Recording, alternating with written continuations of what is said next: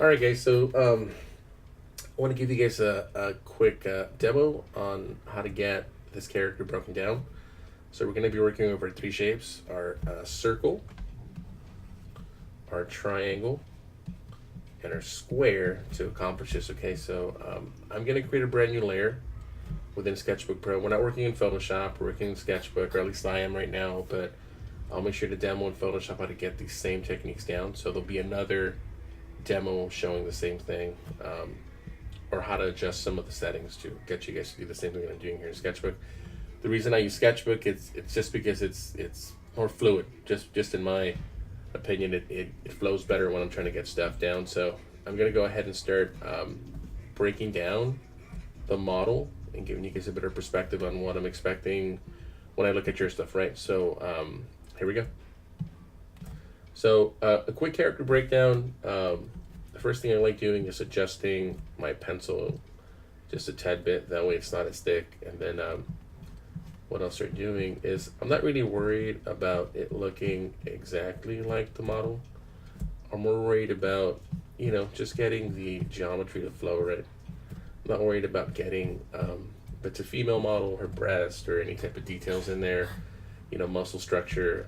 If it's a male model, I'm not worried about getting up, any of the pectoral muscles down, or any of the muscle structure that he or she might have. The main thing is to get the shapes, right? These things here to balance out, right? So I try to separate everything out and try and get as much as I can with my model. If it helps you to round stuff off to get a perspective of the depth of this model, and you can do that. If it helps you to make the model lighter to see through her, you can always do that as well.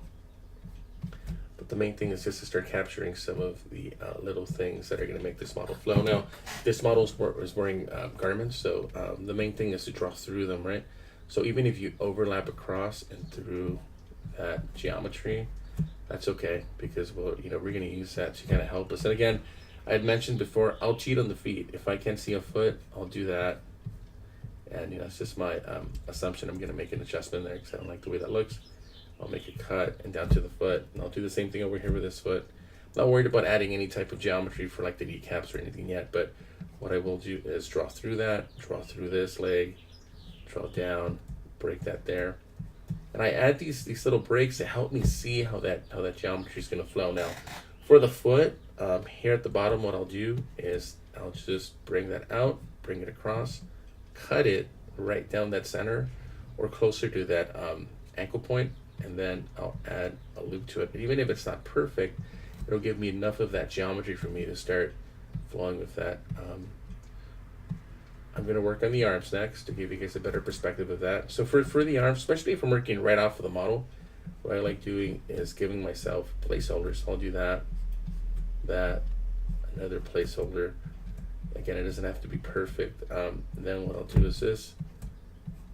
It's not as organic as I like working sometimes, but it helps you, especially for those of us that are new to the idea of working off of models or using models as references. It helps to block everything out to get a better perspective of how this anatomy is going to work. Okay, so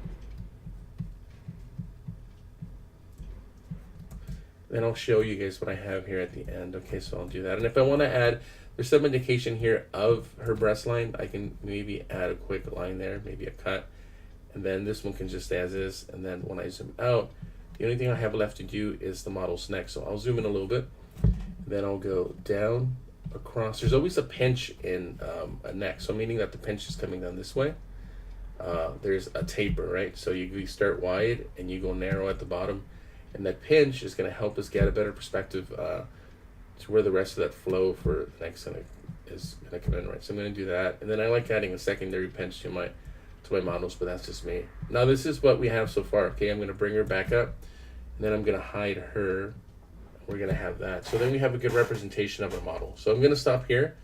Then I'm going to create a secondary video to help you guys understand where I would push this or how I would change this anatomy to help us create a character based on this, or how I would loosely draw this out without using that reference or using that reference as just an observational tool.